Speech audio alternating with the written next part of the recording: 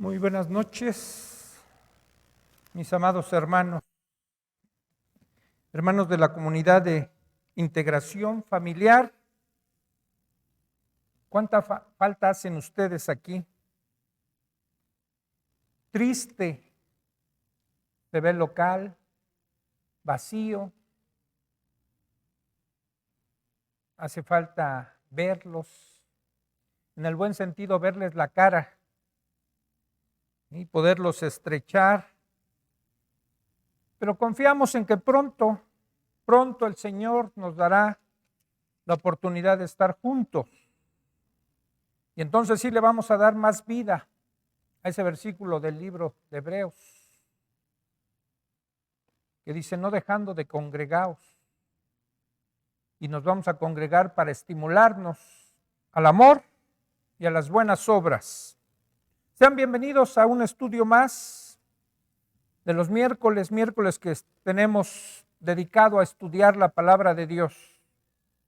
Estamos en el libro de Judas, libro pequeñísimo, de solo 25 versículos, pero que trae una riqueza de enseñanza, sobre todo enseñanza de advertencia hacia las gentes que se introducen encubiertamente, dice el apóstol Pedro en su segunda carta, se introducen encubiertamente entre nosotros como falsos maestros para querernos desviar de la verdad. Eso es lo que estuvimos considerando hace 8 días y hoy vamos a continuar con el estudio. Más o menos avanzamos hasta el verso 7, donde vimos los ejemplos, 3 ejemplos que nos presenta Judas, aquellos falsos maestros, las consecuencias que van a tener, y a los que son engañados, qué es lo que les puede pasar. Los ejemplos que dio acerca del pueblo de Israel que sale de Egipto y muchos perecieron en el desierto. Sí, de hecho, solo 2 entraron a la tierra prometida. El otro ejemplo que nos presentó Judas es aquellos ángeles que no guardaron su dignidad y que ahora están encerrados en prisiones de oscuridad, ¿sí?, esperando al juicio eterno para ser lanzados al lago de fuego, para así estar eternamente en el infierno. Y el otro ejemplo que nos presentó como advertencia de lo que ya había sucedido en la antigüedad, para que estemos alertas de lo que puede suceder en esta época, es acerca de las ciudades de Sodoma y Gomorra, y aquí Judas incluye y las ciudades vecinas, ¿sí?, que les sucedió a esas ciudades lo mismo que les puede suceder a aquellos que salieron de Egipto y que fueron destruidos allá en el desierto, y de aquellos ángeles que no guardaron su dignidad. Lo mismo les sucedió a las ciudades de Sodoma y Gomorra, y a las ciudades vecinas fueron destruidas porque había vicios, muchos vicios dentro de ellos que estaban en contra de su naturaleza o de la naturaleza con la que Dios nos ha dotado a cada ser humano dentro del género que a cada uno le corresponde, ¿sí?, hombre o mujer. Así es como dice la Escritura, que Dios hizo hombre y mujer. Entonces, vamos a tratar de continuar. Voy a permitirme leer nada más para tener los versículos que pienso hoy que vamos a estudiar, y espero terminarlos a partir del verso 8 al 16. Dice así: no obstante, de la misma manera también estos soñadores, refiriéndose a los falsos maestros, mancillan la carne, rechazan la autoridad y blasfeman de las potestades superiores. Pero cuando el arcángel Miguel contendía con el diablo, disputando con él por el cuerpo de Moisés, no se atrevió a proferir juicio de maldición contra él, sino que dijo: el Señor te reprenda. Pero estos blasfeman de cuantas cosas no conocen, y en las que por naturaleza conocen, se corrompen como animales irracionales. Ay de ellos, porque han seguido el camino de Caín, y se lanzaron por lucro en el error de Balaam, y perecieron en la contradicción de Coré. Estos son manchas en vuestros ágapes, que comiendo impúdicamente con vosotros, se apacientan a sí mismos. Nubes sin agua, llevadas de acá para allá por los vientos, árboles otoñales sin fruto, 2 veces muertos y desarraigados, fieras ondas del mar que espuman su propia vergüenza, estrellas errantes para las cuales está reservada eternamente la oscuridad de las tinieblas. De estos también profetizó Enoc, séptimo desde Adán, diciendo: he aquí vino el Señor con sus santas decenas de millares para hacer juicio contra todos y dejar convictos a todos los impíos de todas sus obras impías que han hecho impíamente y de todas las cosas duras que los pecadores impíos han hablado contra él. Estos son murmuradores, querellosos, que andan según sus propios deseos, cuya boca habla cosas infladas, adulando a las personas para sacar provecho. Y nada más retomo el verso 3 porque, digamos, el verso 3 es el alma de la carta, el propósito, la columna vertebral sobre lo que está girando toda la carta a defender lo que hemos creído. Dice el verso 3: amados, por la gran solicitud que tenía de escribirles acerca de nuestra común salvación, me ha sido necesario escribirles exhortándoles que contiendan ardientemente por la fe que ha sido una vez dada a los santos. Esta es la exhortación que hace Judas de defender, de pelear, de luchar por defender la verdad que nos ha sido dada mediante la fe en la que hemos creído. Y ya les decía la vez anterior, ¿qué se entiende por la fe que dice Judas? La fe es el conjunto de verdades básicas del Evangelio y que sostiene a los creyentes en todo lugar. Así que vamos a considerar ahora los versos que acabamos de leer. El verso 8 nos vuelve, después de los 3 ejemplos que ya nos puso, nos vuelve a enfocar en los falsos maestros, diciendo de ellos, dándoles un nombre o un apelativo, un calificativo, un adjetivo, dice soñadores. ¿Y qué es un soñador? Aquel que tiene una ilusión de algo que solo se manifiesta en un sueño, aunque es verdad que Dios a veces habla por medio de sueños, pero esto los está tratando de calificar Judas como esos soñadores, pero que tienen una mala intención, que van a mancillar la carne. Y tiene una serie de características esta clase de gentes. Estos falsos maestros que se describen como soñadores tienen características que decíamos otra vez, se están resumiendo en 2 rasgos. Tienen una arrogancia y corrupción, se destacan por su inmoralidad sexual, son soñadores porque sus acciones inmorales tratarán de legitimizarlas por ciertas visiones que recibieron, o sea, los sueños. Son arrogantes porque rechazan toda autoridad, sobre todo rechazan la autoridad de Cristo. Y aún a las potestades superiores tratan de injuriar. Y quisiera mencionar 12 características que podemos ubicar actualmente entre estos falsos maestros. Porque miren, Judas no está hablando solo para la gente de su tiempo. Judas nos está advirtiendo a todos los tiempos, a lo largo de la historia de la iglesia, se van a presentar esta clase de gentes, de falsos maestros. Y te voy a mencionar 12 características que tú puedes anotar si quieres, o después puedes volver a escucharlas, para identificar a estos falsos maestros, estos falsos soñadores. Primera, enseñan cosas que no se pueden aplicar. Segunda, tienen una conducta licenciosa. Tercera, hablan irrespetuosamente de las autoridades. Cuarta, rechazan toda autoridad establecida. Quinta, están más preocupados por el dinero que por el bienestar de aquellos a quienes supuestamente están ministrando. Sexta, prometen cosas que no cumplen y ni pueden cumplir. 7, cambian constantemente su mensaje, es decir, siempre van a enseñar algo nuevo. 8, no muestran ningún fruto de perseverancia. Tú los podrás ver un tiempo en un lugar y de repente se van a otro, ¿sí? No permanecen en un solo lugar por mucho tiempo. 9, se quejan y critican a otros. 10, están motivados por el afán de un lucro personal. No van a hacer nada si no obtienen algún beneficio, alguna ganancia. 11, se promueven a sí mismos y pueden llegar a algún lugar y decir, yo soy apóstol, yo soy fulano de tal, ¿sí? Y están buscando que la gente los reciba, ¿sí?, en una congregación, que les puedan dar algún ministerio, se ofrecen a servir. Y 12, adulan a los demás para obtener algún beneficio, ¿sí?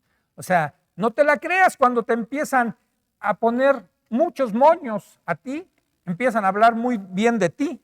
Algo están buscando, porque una cosa es el reconocimiento real de lo que una persona tiene, lo que Dios le ha dado como gracia, como don, y que alguien se lo puede reconocer. Y otra cuando se está adulando, cuando se exagera eso con el fin de obtener algún beneficio. Estas son algunas características de estos falsos maestros. Así que entonces esto es lo que resume, digamos, el verso 8. Dice, no obstante, de la misma manera también estos soñadores mancillan la carne. Son licenciosos, ¿sí? Están buscando, ¿sí?, satisfacer su carne. Están rechazando toda autoridad y están blasfemando aún de las autoridades o de las potestades superiores. Y entonces aquí Judas va a introducir un versículo que es un tanto oscuro. Dice, pero cuando el arcángel Miguel contendía con el diablo, disputando con él por el cuerpo de Moisés, dice, no se atrevió a proferir juicio de maldición contra él, sino que le dijo, el Señor te reprenda. Bueno, ¿se acuerdan que hace 8 días les dije que Judas cita 2 libros apócrifos que en su tiempo estaban circulando alrededor del primer siglo y que lo cita Judas? Es el libro de Enoc y es el libro de la Asunción o del testamento que dejó Moisés. Bueno, en ese segundo libro, en el de la Asunción de Moisés, se narra un episodio en el que el cuerpo de Moisés es disputado por el arcángel Miguel y por el diablo. Quieren tener posesión del cuerpo. Y si tú recuerdas, ahorita lo vamos a ver, en Deuteronomio 34, versos 5 y 6, ahí se nos narra la muerte de Moisés. Y probablemente, de seguro, este suceso ya no lo escribió Moisés, porque todo el Pentateuco se atribuye a Moisés. Quizás esta parte la escribió Josué, pero ahí se nos va a narrar en Deuteronomio 34, 5, 6. Dice así, y murió allí Moisés, siervo de Jehová, en la tierra de Moab, conforme al dicho de Jehová. Y lo enterró en el valle, en la tierra de Moab, enfrente de Bet Peor, y ninguno conoce el lugar de su sepultura hasta hoy. No sé si a ti como a mí te gusta meterte en embrollos así, en preguntas que tú le puedes hacer a la misma Biblia, y aunque en algunos casos quizás la Biblia no te conteste exactamente como tú quieres la respuesta o para aclarar tu duda, pero a mí me gusta meterme en eso, ¿no? Cuando yo leí este pasaje hace mucho tiempo, dije, bueno, ok, dice la Escritura que fue Dios mismo el que le dio sepultura a Moisés. Dice, él mismo lo sepultó. Murió Moisés, se lo llevó el Señor a un lugar apartado en Moab. Ahí muere Moisés, el Señor lo sepulta y dice, y nadie sabe dónde está esa sepultura hasta el día de hoy. Y yo me preguntaba, ¿por qué? ¿Por qué no permitió Dios que hubiera un lugar, una tumba como a Abraham, como a Isaac, como a Jacob y como a José, que llevaron sus huesos de Egipto, fuera de ahí? ¿Por qué Dios no permitió que Moisés tuviera una tumba? Bueno, yo creo que Dios conoce la naturaleza de nosotros, los seres humanos, de su pueblo, ¿sí? Si el pueblo antes, cuando al mismo Moisés Dios le pidió que levantara una serpiente de bronce, cuando en un juicio hacia el mismo pueblo, Dios mandó serpientes a que cada serpiente que picara a un israelita, él moría. Y para detener la mortandad, Moisés le ruega al Señor y dice, levanta una serpiente de bronce en el desierto, y aquel que mire esa serpiente, aunque una víbora le pique, no morirá. Y esto solo como una sombra y figura de cuando Jesús iba a ser levantado en la cruz, y aquel que mire a la cruz, aquel que cree en ese acto de redención de nuestro Señor, tampoco morirá eternamente. Pero la gente después empezó a adorar la imagen, la escultura que había levantado Moisés de una serpiente de bronce, y ya le estaban rindiendo culto a la serpiente de bronce. Porque el ser humano es tendiente a querer ver algo para adorar, pero la Biblia claramente dice que Dios es invisible, Dios es espíritu, y los que le van a adorar en espíritu y en verdad. Así que mi teoría es que Dios no permitió que hubiera una tumba de Moisés porque conocía el corazón idolátrico del pueblo, para que estuvieran adorando a su profeta, ¿sí?, a su libertador. Si aún así, años después, mucha gente peleaba por considerar la ley que Dios le había dado a Moisés como lo único. De hecho, hubo un grupo separatista, ¿sí?, que son los saduceos, que solo creían en los escritos de Moisés, en todo lo que era la ley, ¿sí?, o el Pentateuco. De ahí descalificaban todos los demás libros. Entonces el Señor, conociendo el corazón de la gente, no permite que haya un lugar físico donde esté Moisés sepultado. Se desconoce dónde estuvo, pero el libro de la Asunción de Moisés, bueno, como un libro quizás histórico, no inspirado por Dios, dice que pasó algo con el cuerpo de Moisés y que no permitió que ese cuerpo tuviera un lugar visible. Y esto se atribuye a que en Éxodo 2:12, Moisés, ¿se acuerdan que mata a un egipcio? Y en ese libro dice que fue por ese acto de haber asesinado a un egipcio que Moisés perdió ese privilegio, ¿sí?, de poder entrar tanto a la tierra como prometida como para tener una sepultura visible. ¿Sí? Así que en ese libro se narra que según Satanás reclama el cuerpo de Moisés para proceder a darle una sepultura o tener un lugar donde solo supiera Moisés. Pero aquí nos narra Judas que hubo una disputa que también se narra en ese libro entre el arcángel Miguel disputando por el cuerpo de Moisés.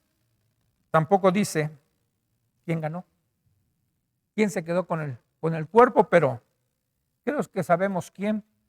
Porque si Satanás hubiera ganado y se hubiera quedado con el cuerpo de Moisés, de seguro eso lo estaría usando para desviar al pueblo de Dios, a la iglesia de Dios, a adorar algo falso. ¿Sí? Pero aquí lo importante también es ver si un arcángel, el arcángel Miguel, que tiene un rango dentro de las huestes celestiales, un rango superior que ya habíamos visto también lo que es un arcángel hace 8 días, o no sé si lo vimos, pero si no les digo, el arcángel significa arcángel ser el primero en rango o en poder político. Y con esto se está indicando que es el más alto rango que tiene una hueste celestial. Entonces este arcángel Miguel, al contender con el diablo por el cuerpo de Moisés, dice, no se atrevió a proferir ningún juicio de maldición. Y esto nos debe abrir los ojos para muchas cosas, hermano. Hay en muchas iglesias muchos falsos maestros que pasan por alto este punto. Y ellos se atreven a maldecir lo que ni siquiera el arcángel Miguel se atrevió a hacer, de proferir una maldición contra Satanás. Y ellos son capaces de enviar a los abismos como si fueran Dios mismo, a los abismos, a los demonios y atar a Satanás. Tengan cuidado. O sea, nosotros no tenemos esa autoridad, ni siquiera el arcángel se atrevió a eso. Y fíjense lo que dijo el arcángel: el Señor te reprenda. No él, el Señor.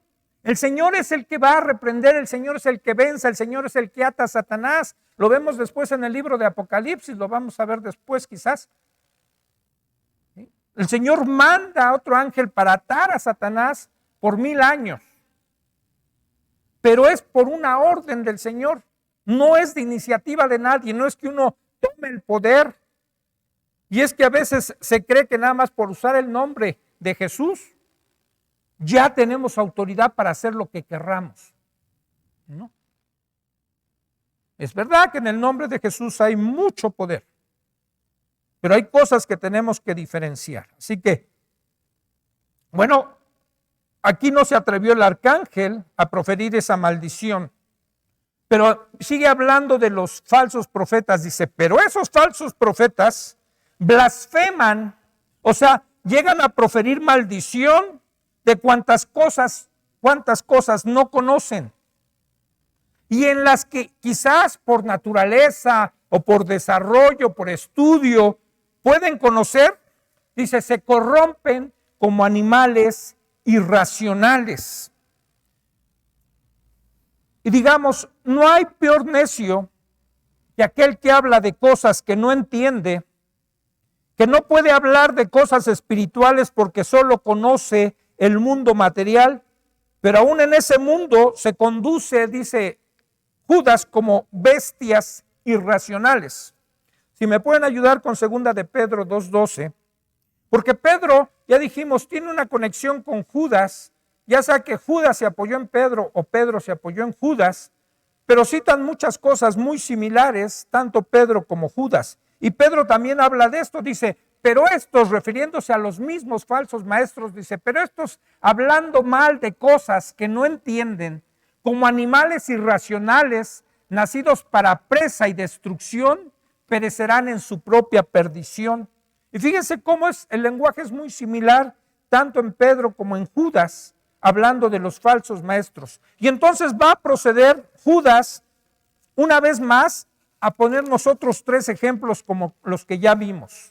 Pero ahora lo va a hacer con ejemplos de personas, de hombres, que ellos hicieron lo que quisieron, brincando por alto la autoridad de Dios mismo, ¿sí? Las autoridades que Dios había establecido, ¿sí? Mandatos que Dios había dado, llegando al grado de asesinar, de buscar lucro, ¿sí? De rebelarse. Y entonces, en el verso 11, vamos a ver, dice, hay de ellos, aquí es donde va a citar los ejemplos, dice, hay de ellos, como esos soñadores, dice, ya voy a poner otros ejemplos de esos soñadores o de esos falsos maestros, porque han seguido el camino de Caín. Es el primer ejemplo que nos pone Judas. Caín, uno de los primeros habitantes de esta tierra, hijo de Adán y de Eva, hermano de Abel. Dice, han seguido el camino de que Caín y se lanzaron por lucro en el error de Balaam y perecieron en la contradicción de Coré. Aquí están los 3 personajes, Caín, Balaam y Coré. ¿Qué hizo Caín? Bueno, Caín, movido por envidia y venganza, mató a su hermano. Eso lo podemos ver en Génesis, en el capítulo 4, del verso 1 al 16. No lo vamos a leer, nada más se los dejo para que lo consulten en casa. Pero dice la Escritura que ambos hermanos presentaron una ofrenda a Dios. Y Abel trajo de lo mejor para Dios. Y Caín, pues sí trajo una ofrenda. Y Dios vio con agrado la ofrenda de Abel, pero no así la de Caín. Y esto le produjo a Caín envidia hacia su hermano, y en un momento de arrebato de ira, lo mató. Y cuando Dios confronta a Caín y le dice, ¿dónde está tu hermano? Y el extrañado le contesta a Dios, ¿acaso soy guarda de mi hermano? Y Dios le tiene que decir, la sangre de tu hermano Abel clama a mí desde la tierra. Está clamando. Lo mataste. ¿Sí? Se convierte, digamos, Caín en el primer asesino de la raza humana. ¿Sí? Y mira, esto es una enseñanza para cada uno de nosotros. Hay un principio dentro de la iglesia que nosotros tenemos que motivarnos, ayudarnos, soportarnos unos a otros. Tú no puedes ser indiferente ante lo que esté pasando tu hermano o tu hermana. No puedes argumentar la teoría o la filosofía de Caín. ¿Acaso soy yo guarda de mi hermano? Pues sí, tú y yo somos guardas de nuestros hermanos. Tenemos que cuidarlos, atenderlos en las necesidades que tengan. Para eso es la iglesia. Para estarnos ayudando y no para asesinar, sino literalmente asesinar a alguien cuando tú mandas a alguien al olvido, cuando no les tiendes la mano, cuando no le ayudas, en un sentido lo estás asesinando, lo estás relegando, lo estás ignorando como si no viviera.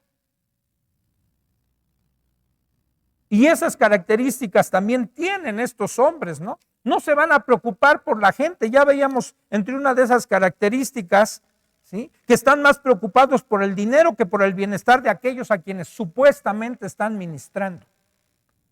El segundo ejemplo es acerca de Balaam, un profeta, ¿sí?, que buscó obtener dinero no por obediencia a los mandatos de Dios, sino para hacer lo que él quería.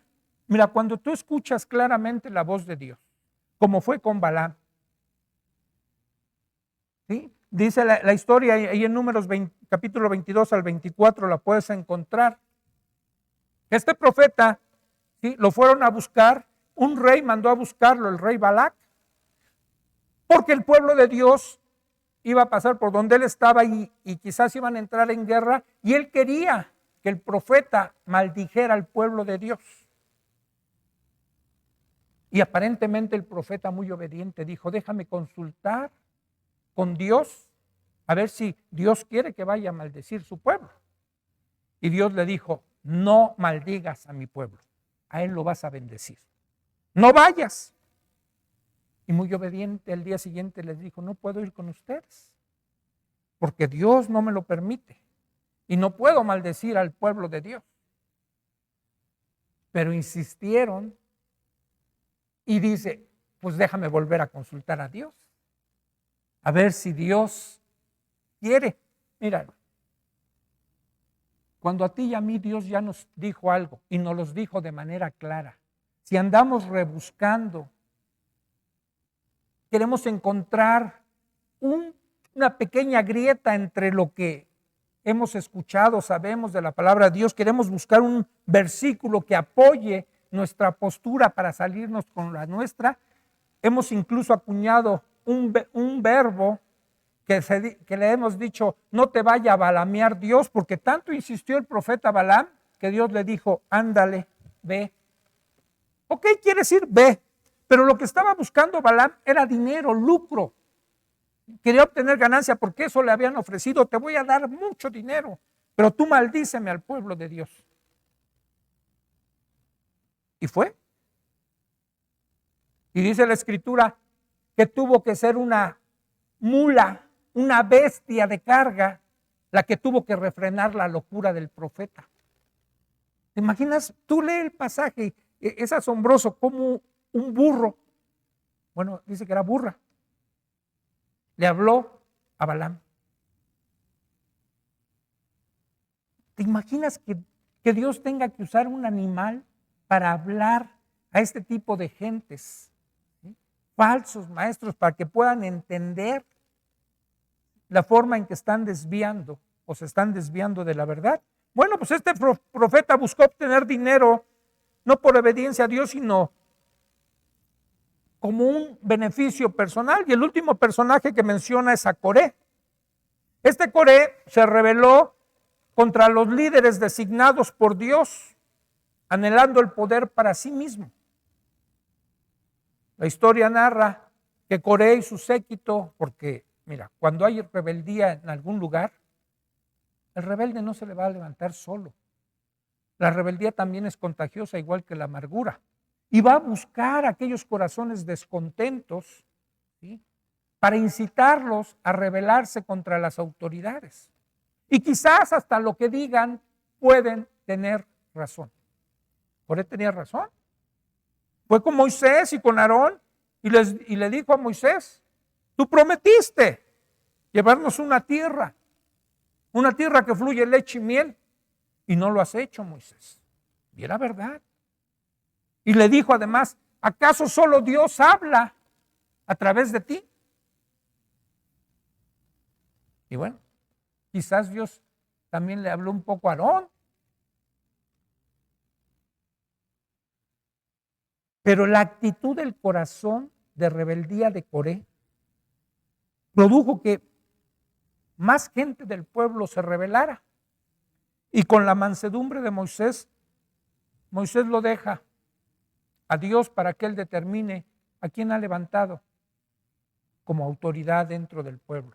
Y al día siguiente, ustedes lean la historia, al día siguiente Dios hace que se abra la tierra. Coré y su séquito son tragados literalmente por la tierra. Pero aún ni así, al día siguiente todavía más parte del pueblo se había rebelado. O sea, nos está poniendo Judas, dice: ¡ay de ellos! ¡Ay de ellos! Refiriéndose a los falsos maestros, y pone estos 3 ejemplos, dice: y ellos perecieron en la contradicción de Coré. Y después va a hacer unas alegorías para todos estos falsos maestros. Dice: estos falsos maestros son como manchas en nuestros ágapes, en nuestros convivios, en nuestras reuniones. Es algo que está manchando la reunión. Esa mancha significa un peligro oculto. Digo, un peligro oculto, así como un ejemplo es como las rocas que están por abajo del agua en algún puerto o cerca de una playa, que no se alcanzan a ver, pero que son un peligro para los navíos, pueden encallar ahí. Si tú lees en el libro de los Hechos, los últimos 2 capítulos, sobre todo el último, así es como llegó Pablo a la isla de Malta. Chocó el navío con las rocas que estaban ahí ocultas entre el mar, y el barco se deshizo.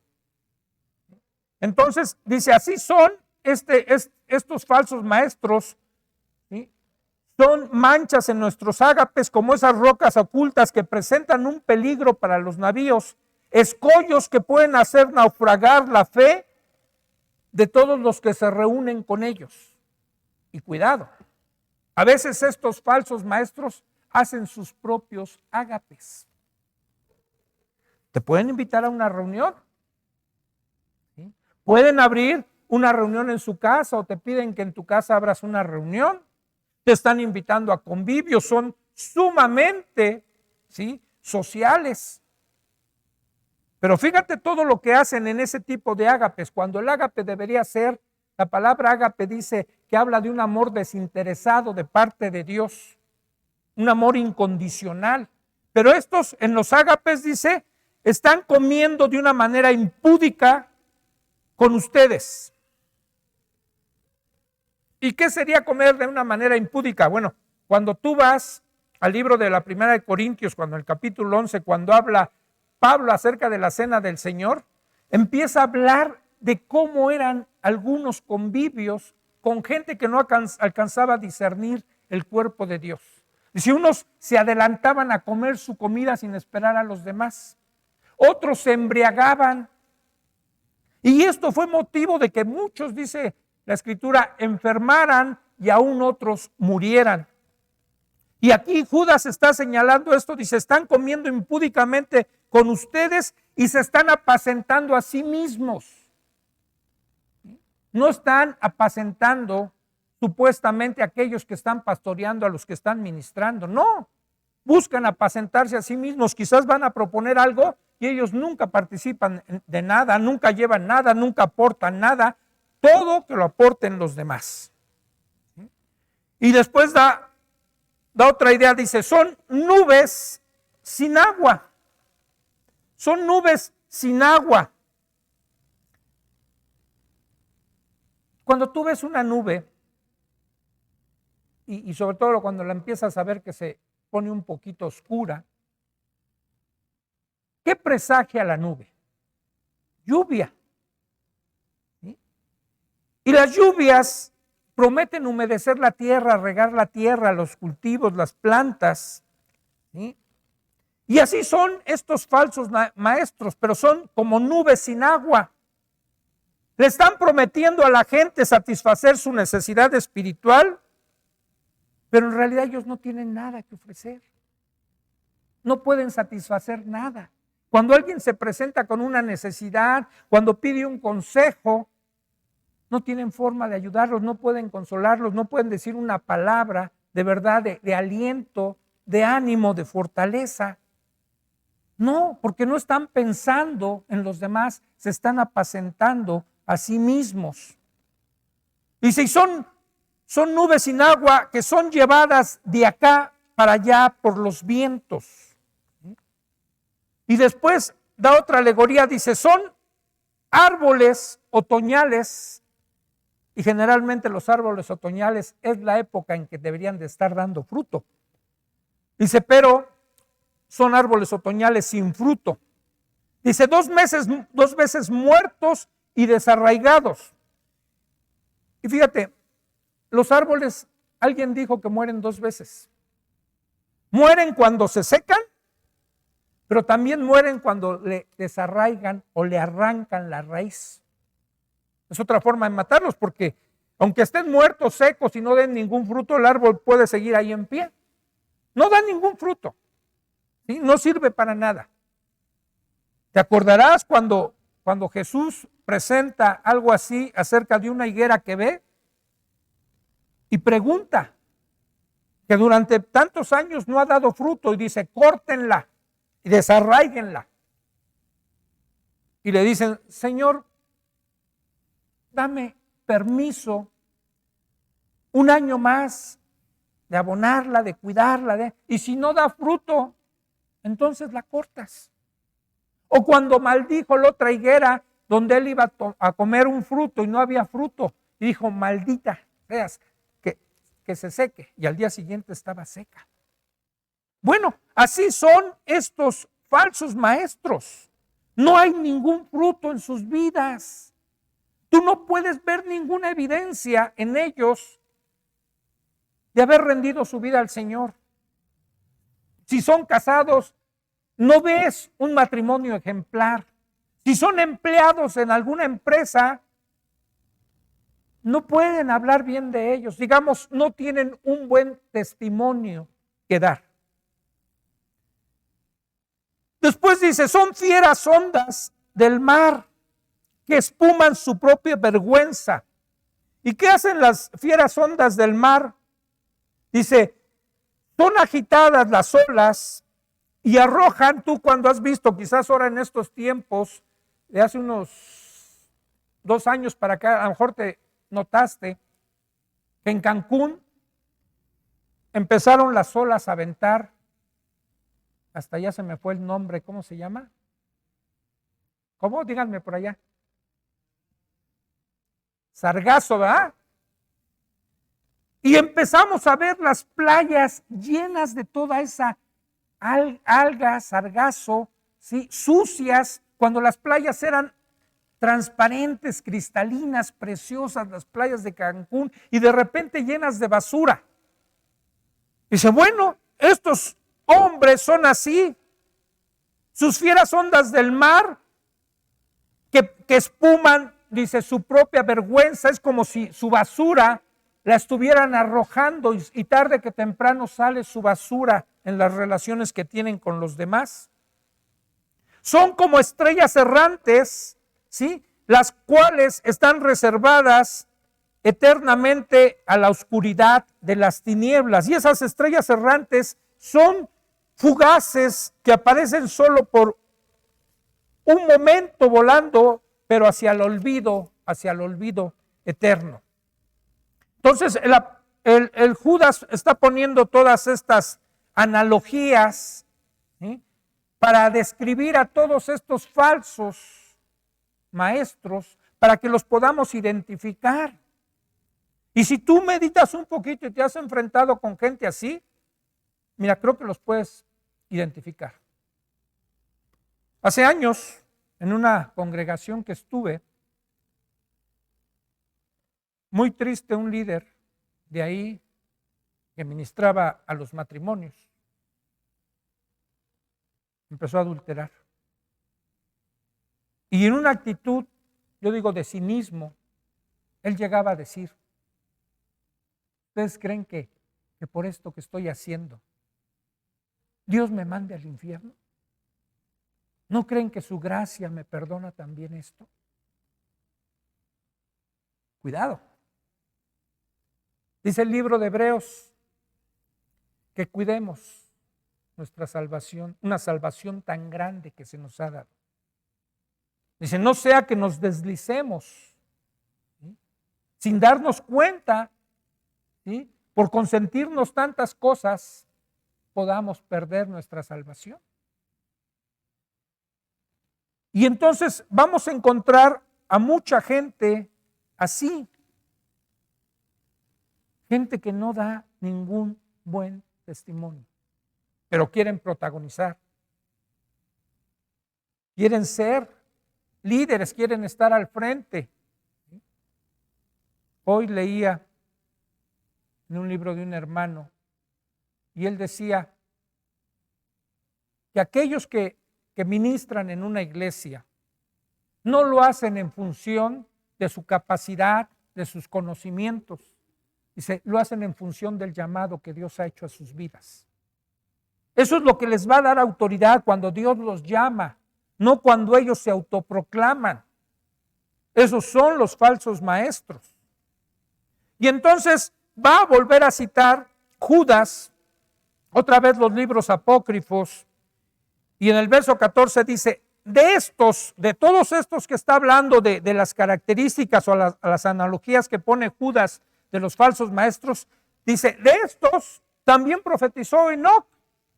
Y entonces da como un dato de cuándo vivió Enoc. Dice, el séptimo desde Adán. Y si tú vas a la genealogía de Génesis, ¿sí?, contando a Adán, empiezas a contar las generaciones y llega a la séptima y aparece Enoc. Imagínate desde qué año vivió Enoc. O sea, desde cuándo Enoc pudo hacer una profecía, aunque les decía, el libro de Enoc no es un libro canónico, no es un libro reconocido como inspirado por Dios, pero al reconocerlo Judas le da, digamos, una autenticidad a las profecías que pudo haber hecho Enoc. Y dijo Enoc, he aquí,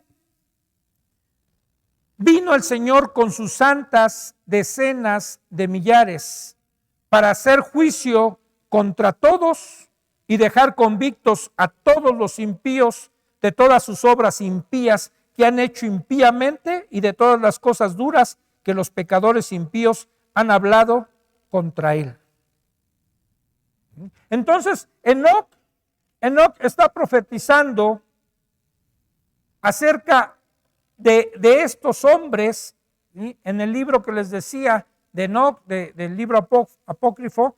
Y entonces Judas está hablando del destino de estos falsos maestros, ¿sí?, de los murmuradores, que después dice el verso 16, estos son murmuradores que siempre se están quejando, son querellosos y que andan según sus propios deseos, cuya boca habla cosas infladas, adulando a las personas para sacar provecho. Y estos murmuradores siempre están descontentos de todo y de todos. Caminan conforme a sus propias concupiscencias. Son guiados por sus malos deseos y hablan cosas arrogantes. Son aduladores con la finalidad de sacar provecho. Hermano, ¿no te da temor? Yo creo que tendríamos que revisarnos Porque si en un sentido no somos falsos maestros, mira, quizás muchas veces hemos adoptado ciertas actitudes, pensamientos, prejuicios, hemos hablado bajo estos adjetivos. A veces hemos murmurado. A veces andamos según lo que nosotros deseamos, lo que nosotros queremos. No nos ordenamos de acuerdo a la voluntad de Dios. Nos cuesta trabajo morirnos a nosotros, matar nuestro yo, crucificar nuestro yo. Ser obedientes a Dios, encajar en los planes y propósitos de Dios. Porque tenemos una naturaleza carnal también, que a veces quiere ser satisfecha. Hablamos cosas que no deberíamos hablar, inflamos, ahora sí que las cifras. ¿Sí? Y a veces podemos vernos dándole coba a las gentes, adulándolos. ¿Sí? Si no conscientemente para sacar un beneficio, pero a lo mejor sí para preparar un terreno que traiga algún beneficio a nosotros. Seguimos. A ver si terminamos. Versos 17 al 23. Dice, pero vosotros, amados, tengan memoria de las palabras que antes fueron dichas por los apóstoles de nuestro Señor Jesucristo, los que les decían, en el postrer tiempo habrá burladores que andarán según sus malos deseos. Estos son los que causan divisiones, los sensuales que no tienen el espíritu. Pero ustedes, amados, edifíquense sobre su santísima fe, orando en el Espíritu Santo. Consérvense en el amor de Dios, esperando la misericordia de nuestro Señor Jesucristo para vida eterna. Algunos que dudan, convénzalos. A otros, sálvenlos, arrebatándolos del fuego. Y de otros, tengan misericordia con temor, aborreciendo aún la ropa contaminada por su carne. Ahora, como que hace un pequeño giro Judas, y ahora se va a dirigir en una exhortación a los creyentes genuinos. Y creyentes genuinos, digamos, de todas las edades, que ya estudiamos en las cartas de Juan.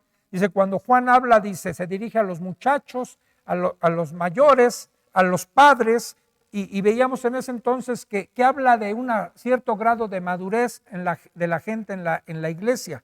Y aquí se va a referir Judas también como una exhortación a los creyentes genuinos. Primeramente les dice que tengan cuidado, que sean cautelosos, sin que lleguen a la alarma. Porque miren, finalmente Dios es el que controla la iglesia. Cuando Pedro tuvo por revelación del Padre de declarar a Jesús como el Hijo de Dios, después Jesús le dijo a Pedro que le entregaba las llaves del reino, y si las puertas del Hades no prevalecerán contra la iglesia, ahí en Mateo 16, no van a prevalecer contra la iglesia. O sea, no hay nada que pueda destruir la iglesia de Dios, la iglesia universal. Podrá afectar quizás una congregación local y eso, pero la iglesia de Dios no la van a poder destruir porque es Dios mismo el que la sustenta. Pero nosotros debemos de tener cuidado, eso es lo que le está diciendo Judas a los hermanos. Sean cuidadosos, sean cautelosos, ¿sí? Se tengan memoria de todo lo que les he estado diciendo y de lo que les han dicho los apóstoles de nuestro Señor Jesucristo. Y ese, miren cómo empieza el verso 17, pero vosotros o ustedes, ya se está dirigiendo a otro sector, no está hablando ya de los falsos maestros, sino está hablando de los miembros de la iglesia, a los cristianos auténticos. Y de estos cristianos auténticos esperamos cosas mejores que de los falsos maestros. Los falsos maestros están llenos de vicios. No nos deben de tomar por sorpresa todos ellos, ¿sí? Porque los apóstoles ya nos habían hablado de esto. Fíjense, en Hechos 20:29, si me pueden ayudar con esa cita, que quizás de acuerdo a las fechas en que fueron escritos estos, pudieron ser antes de Judas. La cita de Hechos 20:29 que dice Pablo, porque yo sé, cuando se despide de la iglesia de Éfeso, de los ancianos, dice, porque yo sé que después de mi partida entrarán en medio de ustedes lobos rapaces que no perdonarán al rebaño. Pablo ya estaba advirtiendo a los hermanos de Éfeso, ¿sí?, que una vez que él se fuera y dejara la iglesia ahí, en el tiempo que él estuvo pastoreando, pero tenía que ir a otro lado, dice, pues se van a levantar lobos rapaces, vestidos de ovejas, pueden oler a ovejas, ¿sí?, pero no son ovejas, son lobos rapaces.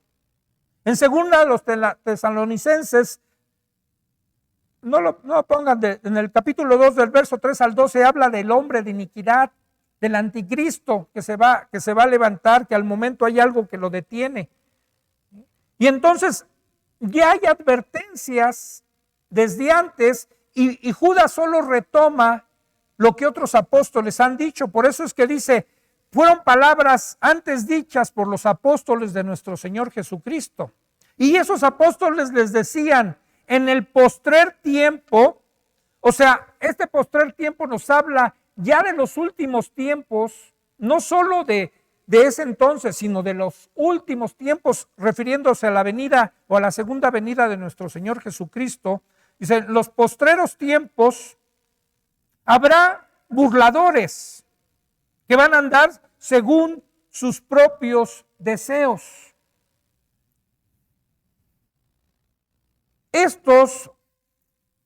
Estos burladores que van a andar según sus deseos, fíjense las características que tienen.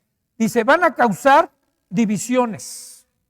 Siempre son causantes de divisiones mediante su maligna propaganda que hacen, su autopropagación de sí mismos. Siempre van a encontrar quizás miembros dentro de la iglesia, sea carnales o neófitos nuevos en el evangelio. Y esa gente, ya sean los carnales o los niños nuevos en el evangelio, son su campo de cultivo, son donde van a querer ellos sembrar todas sus herejías, todas las distorsiones que ellos hacen del evangelio, ¿sí? Y esas son sus características, causan divisiones. Son los sensuales, dice, que no tienen el espíritu. Esos sensuales no tienen, están carentes, digamos, de toda vida espiritual. Diciéndolo de un modo ya concluyente, no han sido regenerados, no son salvos.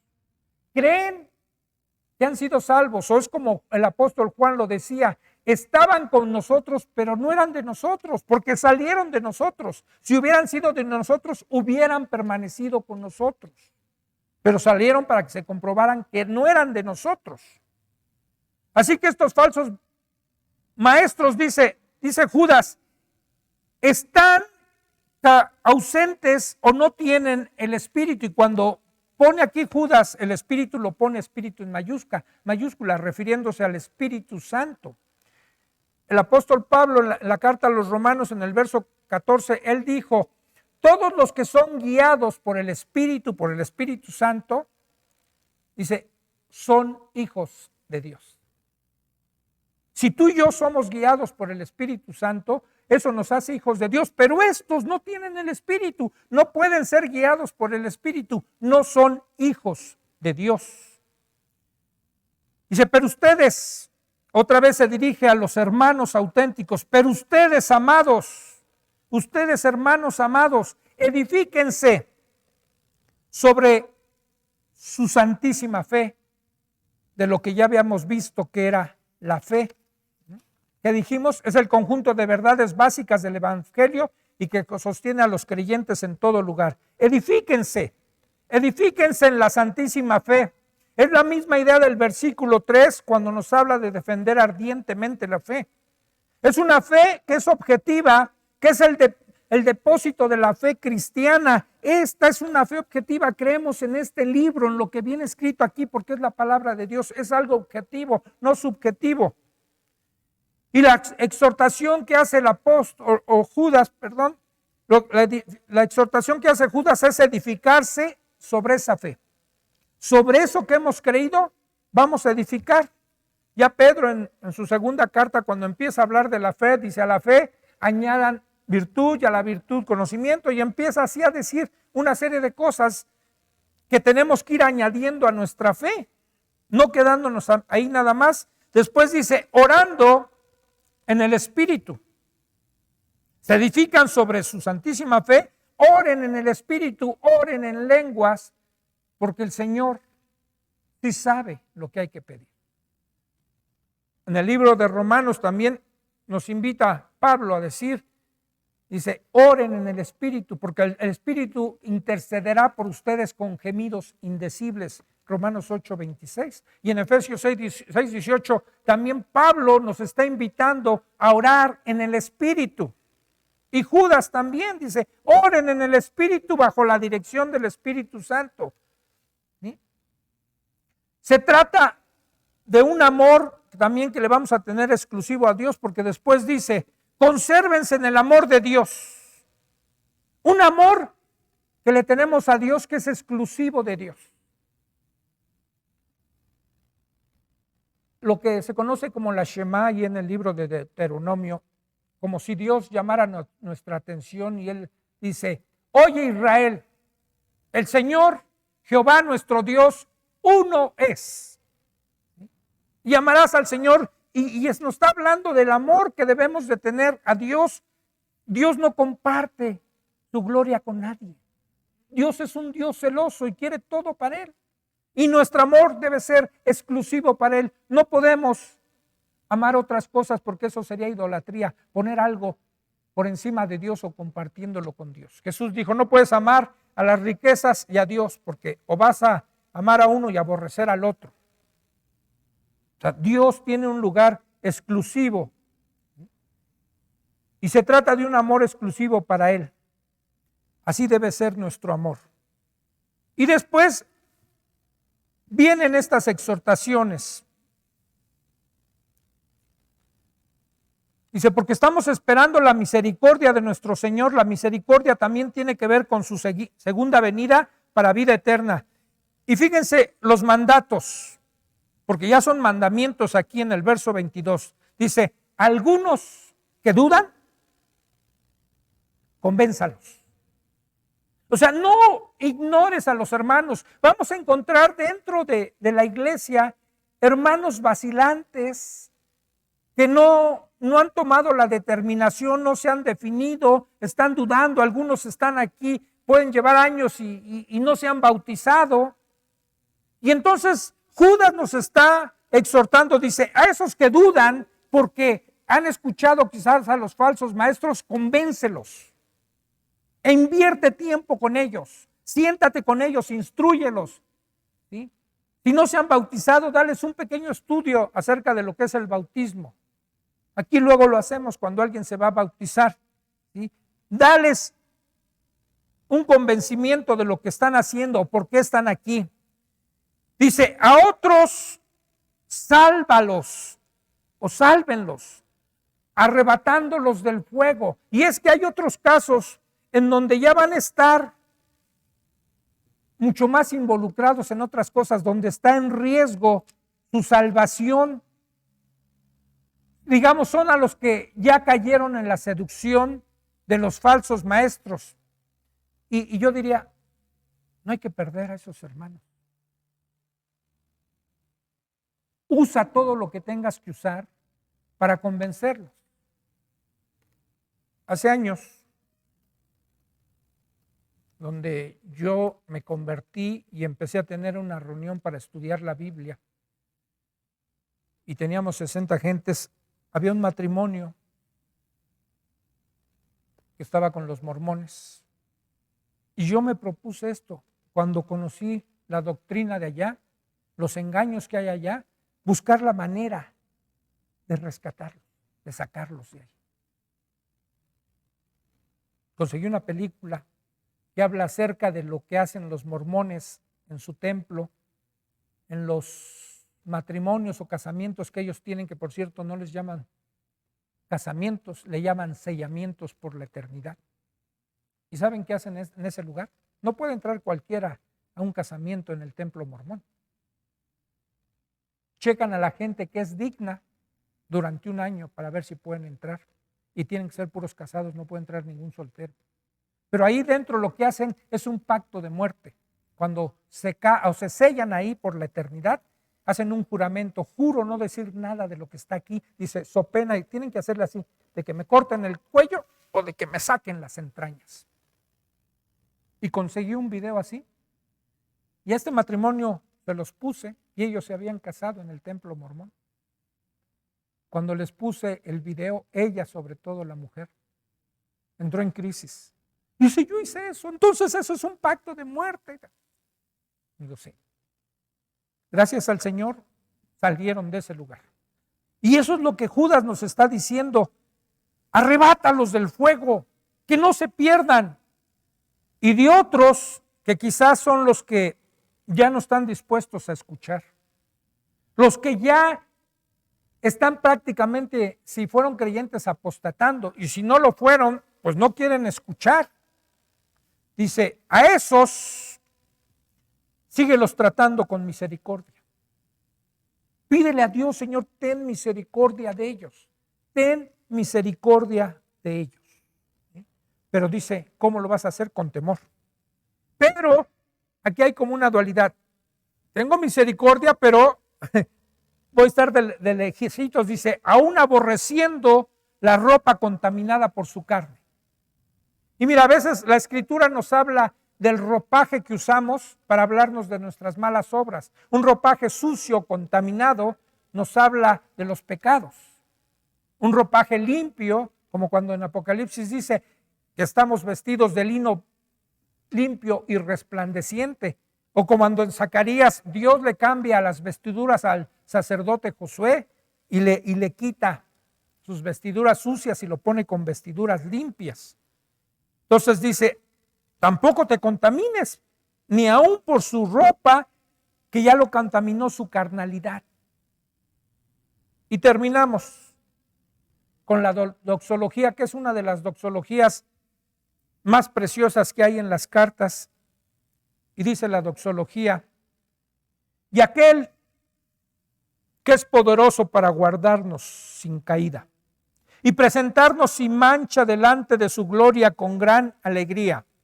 Al único y sabio Dios, nuestro Salvador, sea gloria y majestad, imperio y potencia, ahora y por todos los siglos. Amén. ¿Qué es una doxología? Bueno, una doxología es una forma breve para expresar alabanza o gloria a Dios. Estas doxologías generalmente van a tener dos elementos. Una expresión de alabanza a Dios, y por lo general se habla en tercera persona, y un segundo elemento puede ser una manifestación de la naturaleza infinita de Dios. Y vemos, la alabanza únicamente será al Padre por medio de Jesucristo, ¿sí? Al único Dios, dice Judas. Y 4 atributos destaca Judas en esta doxología: la gloria, la majestad, el imperio, que vendría a ser la soberanía de Dios, y la potencia, que vendría a ser su autoridad. A ese único Dios que nos puede guardar sin caída, sin mancha. Él es el que lo puede hacer. Aférrate a Dios. Busca a Dios con todo tu corazón.